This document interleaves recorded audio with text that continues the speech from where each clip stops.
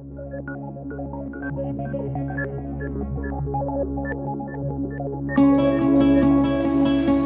du jour de la présente séance appelle l'examen du projet de loi portant une proposition de la Commission électorale indépendante de la CENI. Le groupe parlementaire PDCI-RDA a procédé à un examen approfondi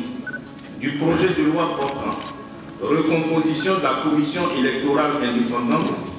malgré le délai volontairement réduit qui a été accordé aux députés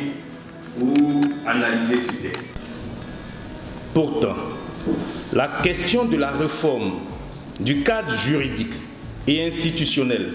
régissant les élections en Côte d'Ivoire préoccupe depuis près d'une décennie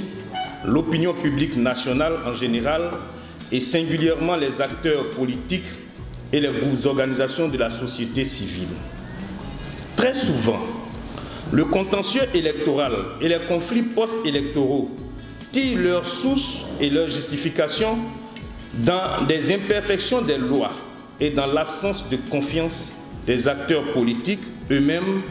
dans les institutions régissant les élections.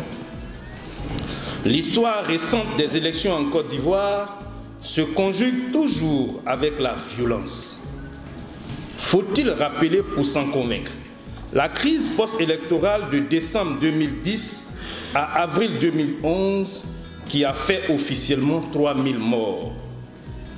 Que dire des dernières élections locales du 13 octobre 2018 au terme desquelles un bilan officiel de 5 morts a été annoncé à Séguéla, à Bobo et à Lakota,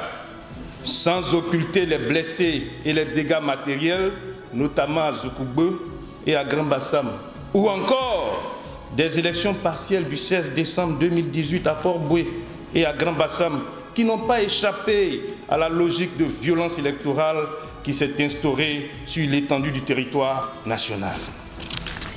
Pourtant, et cela est communément admis, les confrontations fratricides et meurtrières qui jalonnent le joug électoral en Côte d'Ivoire ne devraient pas être une fatalité. C'est pourquoi la volonté de doter la Côte d'Ivoire d'un cadre juridique et institutionnel fiable, intègre, ralliant la confiance de l'ensemble des acteurs politiques et des organisations de la société civile pour faire disparaître le spectre toujours renouvelé du chaos post-électoral est une préoccupation constante de tout le monde. En témoigne le dernier rapport de la Banque mondiale de juillet 2019 qui indique clairement que, et je cite, le contexte des élections présidentielles de 2020 pourrait conduire à des incertitudes à même de mener à des troubles sociaux comme cela s'est passé en 2017. Cette possible dégradation de l'environnement politique pourrait aussi conduire les opérateurs privés à ralentir leurs investissements,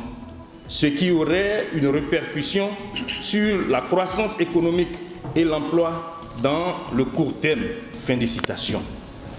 Le défi majeur de notre pays est donc de se doter d'un organe électoral consensuel, réellement indépendant et impartial, inspirant la confiance à tous les acteurs et les protagonistes des élections. La décision de la Cour africaine des droits de l'homme et des peuples, rendue le 18 novembre 2016 dans l'affaire Action pour la protection des droits de l'homme APDH contre État de Côte d'Ivoire, arrêt requête numéro 001/2014, se présente comme une véritable chance pour la mise en œuvre d'une telle réforme. En effet, dans cet arrêt, la Cour africaine des droits de l'homme et des peuples a dit et jugé l'État de Côte d'Ivoire coupable de violation des droits des citoyens ivoiriens à choisir librement leurs dirigeants. La Cour a dit et jugé qu'en instituant une commission électorale non indépendante et non impartiale, déséquilibrée au profit du pouvoir, la loi de 2014 portant organisation, attribution et fonctionnement de la commission électorale indépendante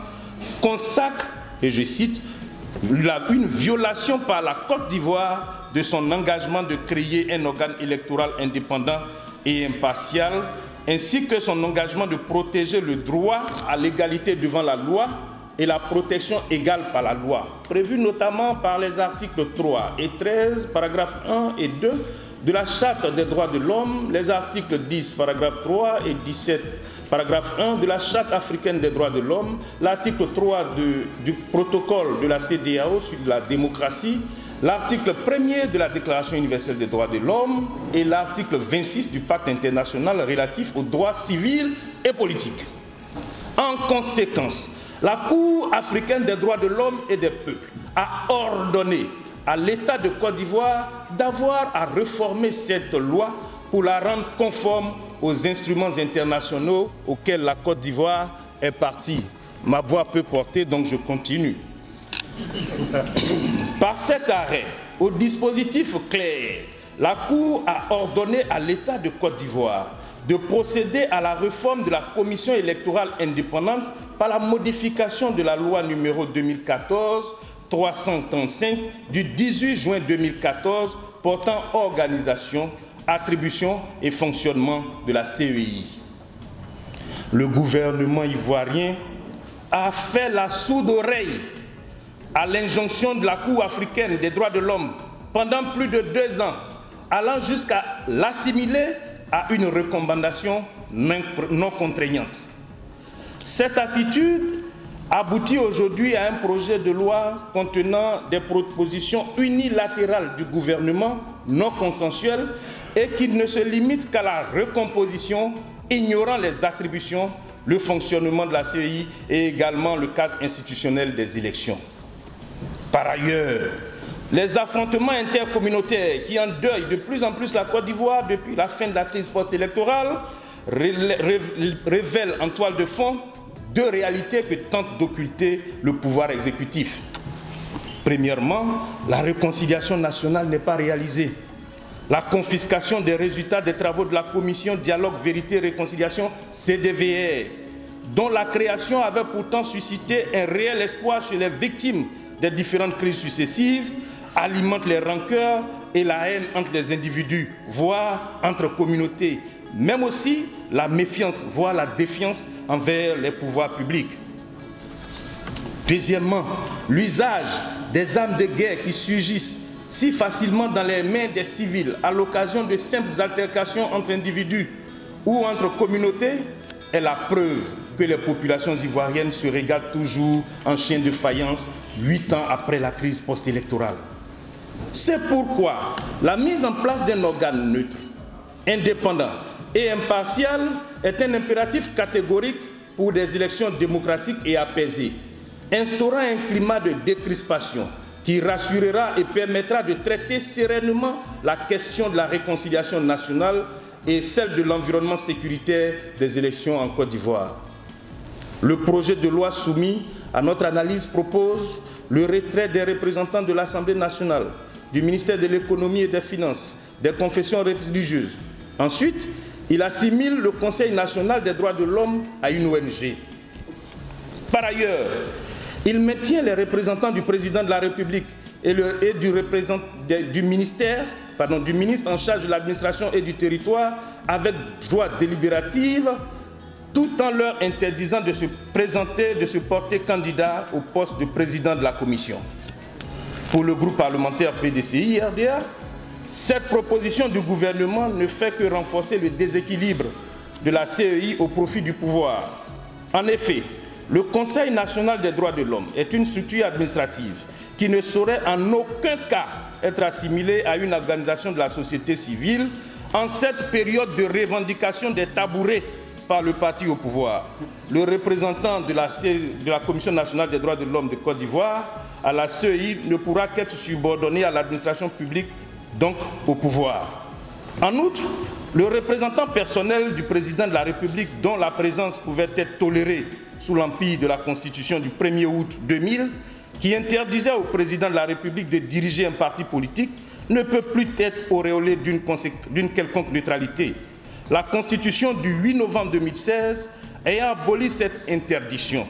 l'actuel président de la République est le président du RHDP, le parti au pouvoir. Son représentant est donc un représentant du pouvoir. Enfin,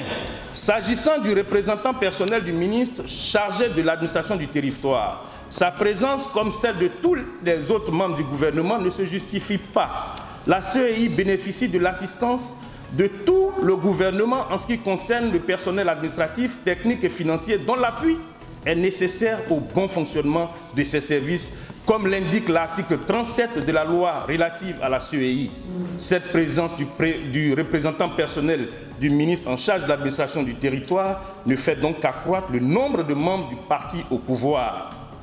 Dans l'exposé des motifs du projet de loi, il est indiqué qu'en vue d'un meilleur équilibre de la CEI, le gouvernement a donné son accord pour que les représentants du président de la République et du ministre en charge de l'administration du territoire ne soient pas candidats au poste de président de la commission électorale indépendante. Pour le groupe parlementaire PDCI-RDA, en acceptant ainsi que les deux représentants susvisés, bien qu'ayant voix délibérative, ne puissent pas être candidats au poste de président de la CEI, le gouvernement a lui-même reconnu de façon implicite que leur présence au sein de la CEI est inutile. Aussi conviendrait-il, pour un véritable équilibre, de retirer ces deux représentants de la liste des membres de la CEI, à l'instar de tous les autres membres représentants ou représentants des chefs d'institution ou membres du gouvernement qui y figuraient à l'origine. Le déséquilibre de la CEI est davantage accentué au sein de des commissions locales, dans lesquelles, d'une part, la société civile n'est pas représentée, mais d'autre part, le parti au pouvoir est surreprésenté par la présence du représentant du préfet ou du sous-préfet. Pour le groupe parlementaire PDCI-RDA, la neutralité, l'indépendance et l'impartialité de la CEI passent par une commission centrale dotée d'un bureau opérationnel, dont les membres, tous de la société civile, président,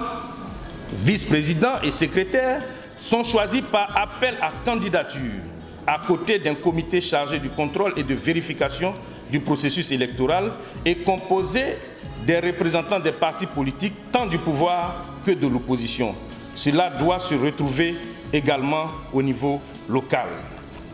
Pour le groupe parlementaire PDCI-RDA, la neutralité et l'indépendance passent par une commission centrale dotée de deux organes. Premièrement, un bureau opérationnel dont les membres, le président, le vice-président et le secrétaire, tous issus de la société civile, comme je disais tantôt, sont choisis par appel à candidature. Et puis deuxièmement, une commission chargée du contrôle et de la vérification du processus électoral composée des représentants des partis politiques tant du pouvoir que de l'opposition. Cette configuration de la commission centrale doit être reproduite au niveau local.